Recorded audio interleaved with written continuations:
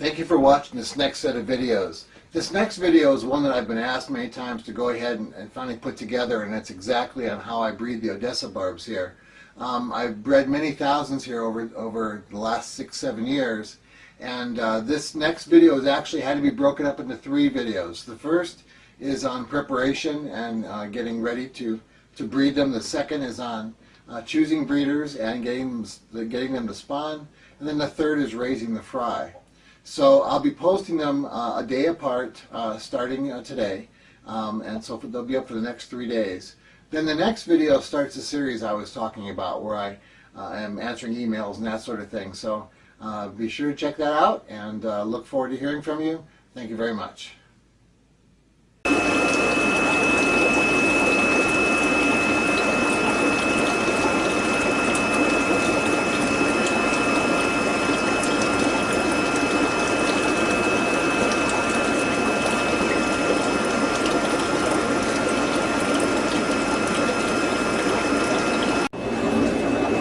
Hi, this is Greg Sage from Select Aquatics. I have a fish here I've been breeding for about 10 years. I got them from a guy who was breeding them inadvertently in a bucket in his backyard. They would spawn over the winter, and then he would bring the babies to a local fish auction, and he bought them at a local pet shop. And it turns out to have been a line of Odessa Barbs that's no longer found in the hobby. And because they're like special to breed, they take a little bit of effort to breed. Even though I send out hundreds of them each year, they're not going to continue in the hobby unless more of us are breeding them. So I'm going to go ahead and I took 6 weeks and I took clips throughout each day. I'm breeding this fish from the very beginning to the end. And it's in 3 videos. The first one covers the prep, getting whatever live foods together you've got to have going, and so that you're getting ready to do the process. Video 2 then covers picking out the fish that you're going to breed and selecting your breeders, bring them in and getting them to spawn. And then the third video is the actual raising of the fry. So when I was a kid, I didn't like breeding egg layers. I never tried. I was certainly intimidated by them. I was a live bearer guy, always eat egg guppies and such. I didn't breed my first Zebradanios until I was in my 40s. So when I got these guys about 11 years ago, 10 years ago, and I decided I was going to try and breed them, because this friend of mine asked me, hey, if you can do it in the bucket, you know, how hard could it be? And so what I recommend is that with these videos, you watch them do it.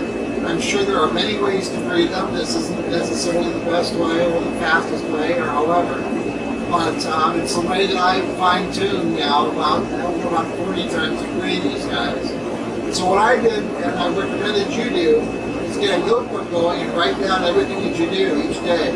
Because your water conditions, the temperatures you use, the fish you start with, are going to be different than what I have here. And you might find that something you do on one day should probably wait a day, or vice versa.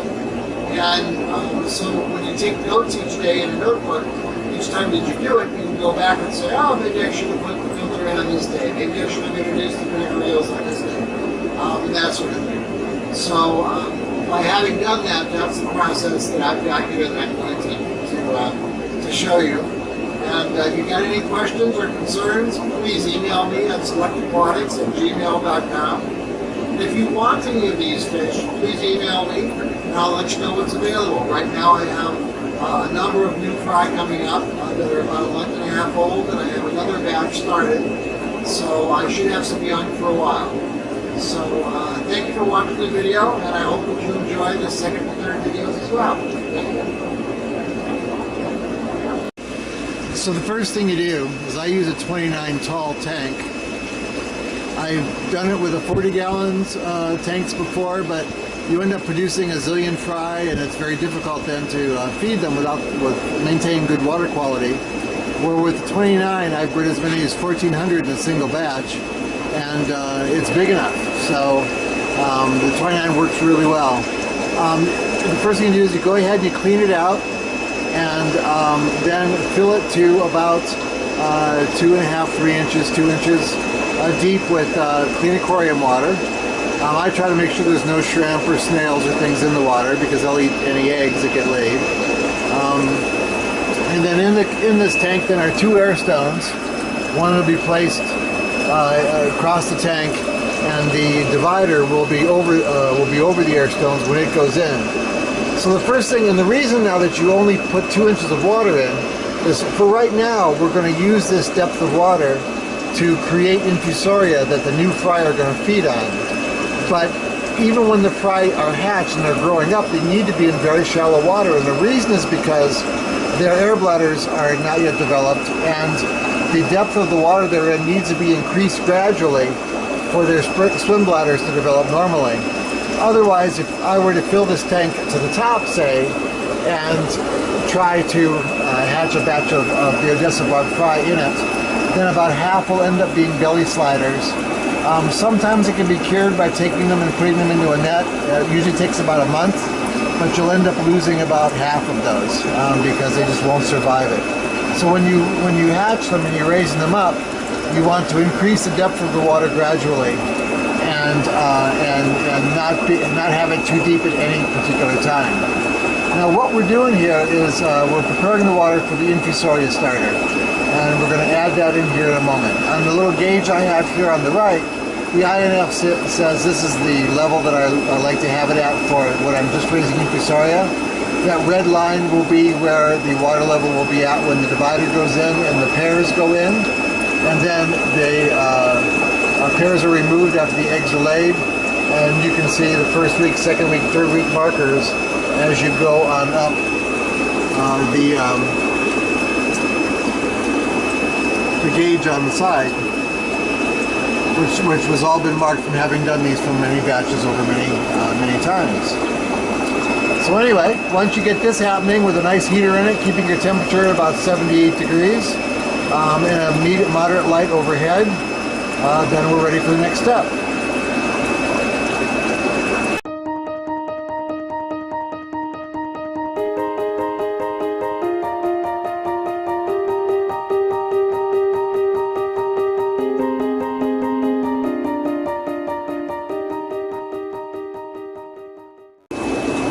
Now the next step involves this. This is a tub of dried duckweed. Whenever I go through the tank and take duckweed off the surface of an aquarium, rather than putting it in the trash, I put it in here. You'll see some that's more recently pulled out of tanks and some that has been there for quite a while. I let it thoroughly dry out.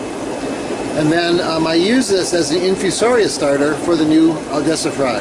And the reason I use this is because there'll be nothing in it that didn't already exist in this fish room. So I'm not taking any risk in introducing a new pathogen or something to the new batch of new fry. So, and it's worked out really great. So anyway, we'll go ahead and do that.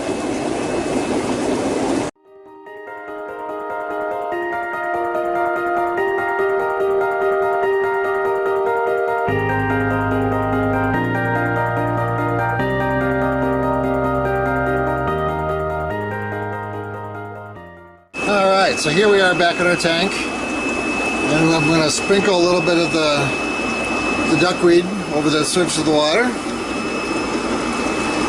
Yeah, it's about a tablespoon and a half or so. We don't want too much more than that. Now, this will take 7 days before the infusoria will bloom. In other words, the infusoria that will erupt from this will happen at around the 7th day. So we put it in now. It'll sit in here with the air bubbles going for 5 days. On the 6th day, we will put the divider in and the plants and the parents in to breed them. They will lay their eggs within 24 to 48 hours, and the young will hatch within a single day. So it will end up that the young will be hatching on the 7th day, right at the time when the infusoria is coming into bloom. This is how you get a good yield on a new batch of barb fry. There was a book that I was discussing with someone recently about breeding barbs, and one of the early 60s, 70s publications said there's nothing you can do to increase your yield until the eggs have hatched, and that's not true at all. If the water is really prepped well, there's lots of food available to the new young that that come right out of it. I remember many years ago I was told that the Germans always say that surround them with food, and this does that. You're adding 50%. You're doing 50% water changes when you start feeding, sometimes 2 and 3 times a day. So the effect of the water cloudiness or water dirtiness that this might engender disappears pretty quickly, and it's really not an issue. And we'll go through that each step at a time as it happens.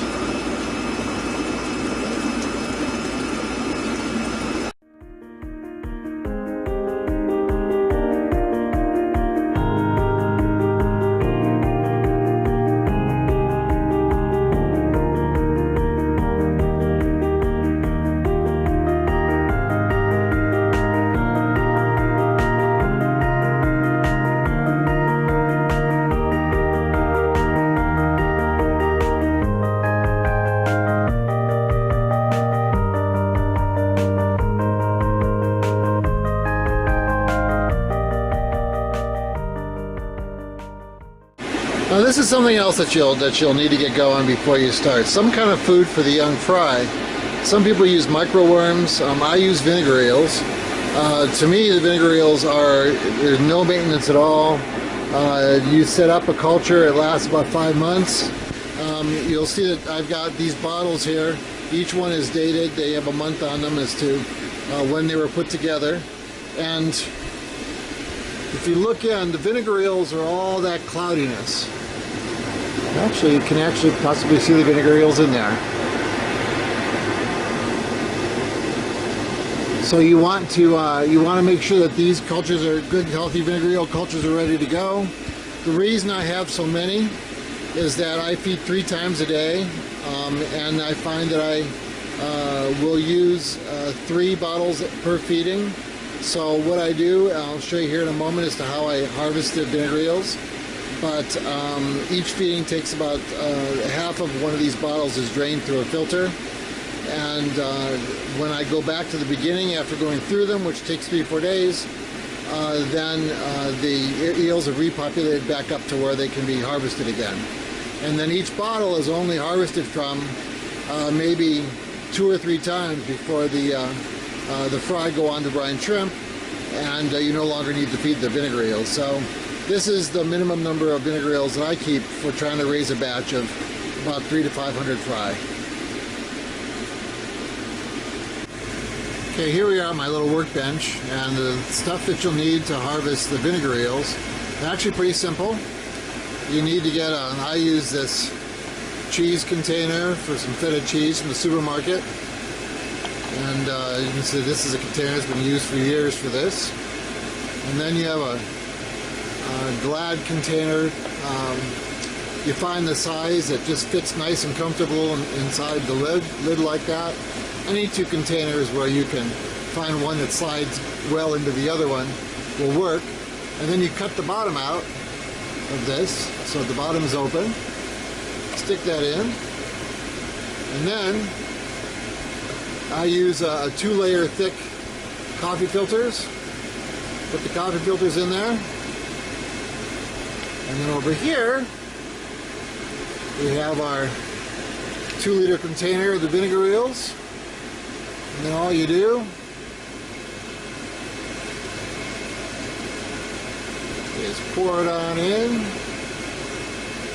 The vinegar eels are in the top half of the 2-liter bottle. And then you wait a few moments while it all drains down into here and fills up this container.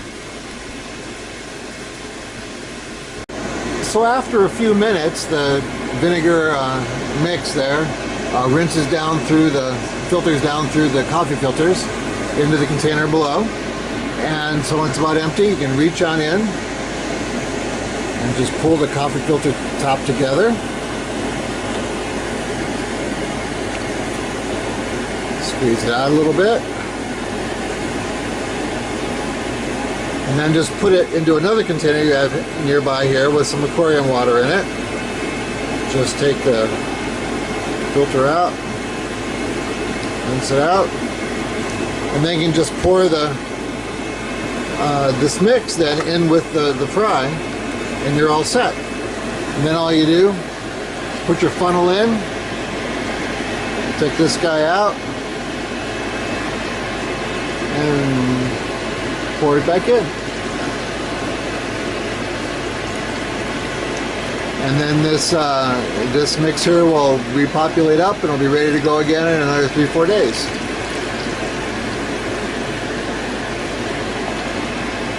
And this method's worked really well for just harvesting large amounts of the vinegar eels. I mean, I know of the cotton in the mouth thing and all that, but this way is just you harvest a really good number of them. It's pretty efficient. So.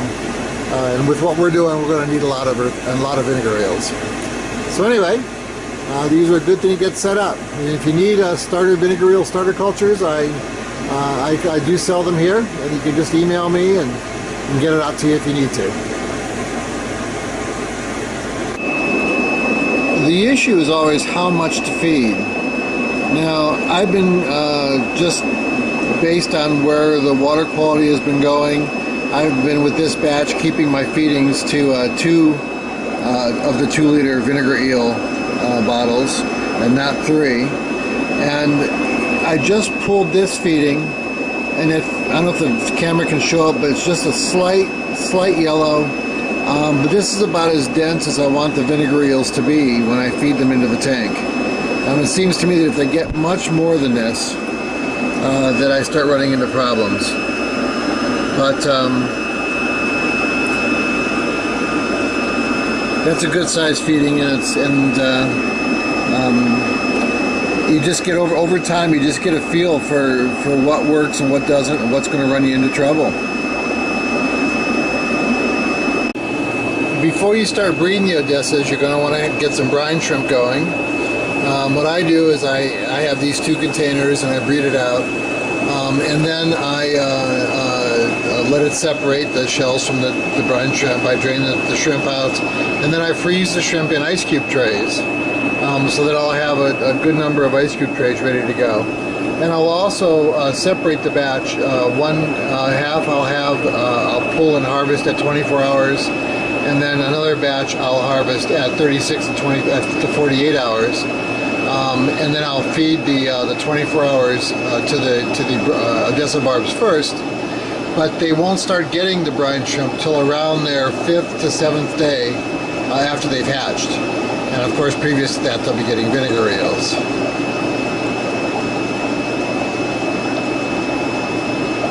And then another thing that I'll do, just to avoid problems, is that the plants that I'll use under the divider, the Java moss, I'll pull it out and put it into a tub like this. I've already gone through it to remove any shrimp, because I have those neocardina shrimp everywhere. And I also try to remove all the snails. So I'll stick it into one of these kind of containers with a strong light like this, and then go through in a couple days before we set up to put the pairs in to breed, and make sure that when the Java moss goes into the tank, there's no longer any shrimp or snails that will eat eggs left in the Java moss.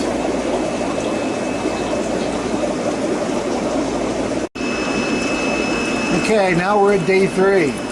The duckweed has been churning in the aquarium water now for 2 days, and I don't know if you can see real well in the video, but the water is starting to get cloudy.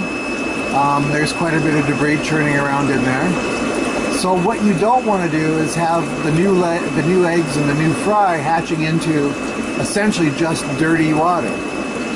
You don't want the water to be cloudy and in the midst of a bacterial bloom with just decaying organic matter in it, because then you're just putting young into dirty water. So what you want is to focus on the infusoria.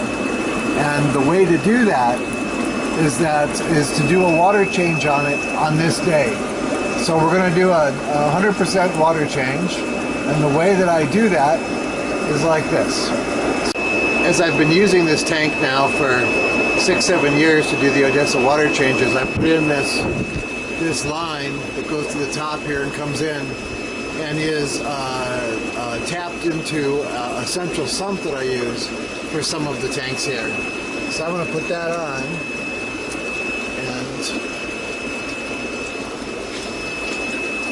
and that will go ahead. And we're going to bring the water level in this tank now up to about here. So we'll be essentially doubling the amount of water in the tank. Okay, we're at day 5. So today is a big day. We're going to go ahead and introduce the breeders, put the divider in. The first thing we'll do is bring the water level up. So we're going to add aged aquarium water up to about here. And that gives us room for the adults to swim around and the breeder to go in. And we're also going to put in a sparse layer of Java moss below the divider and a layer of Java fern above the divider. So we'll get started. Okay, today's a big day. It's day 5 of the infusoria going in that tank. And this is the divider that I use. I've been using it since I first started breeding the Odessas. And the thing about these dividers is that they really have to be tight, because man, the fish have nothing better to do but to find holes in your divider to get down below the divider to eat any eggs and try. So it has to be really tight. Now this divider, I used to have a hose that went down underneath the divider, and so it went through a hole that was here. I stopped doing it that way, and so now I just have to make sure that that's really firmly plugged up when I put it into the tank.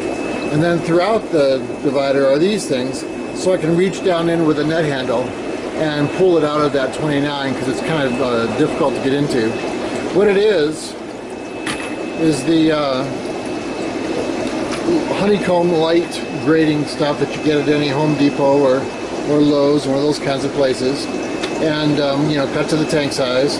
The edges are covered up here with the Scotch scrubbies and electrical ties is what those are, nylon electrical ties. Over here is a cross-stitch backing, and it's attached in with the electrical ties as well. And it's just made up nice and firm all the way around, so it fits in really tight in the tank.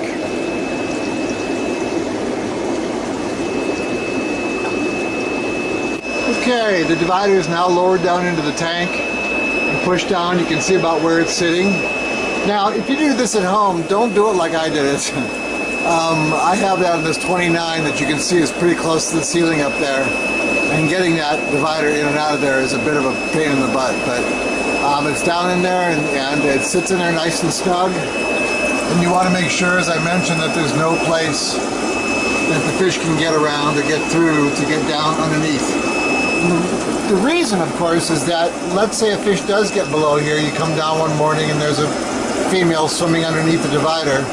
That means you got to take the fish out and above, plus the plants, which I haven't put in yet, and take the whole thing apart, get the fish, put it all back together, and you're going to have a big loss on your on the fry from that batch if when you have to go through that.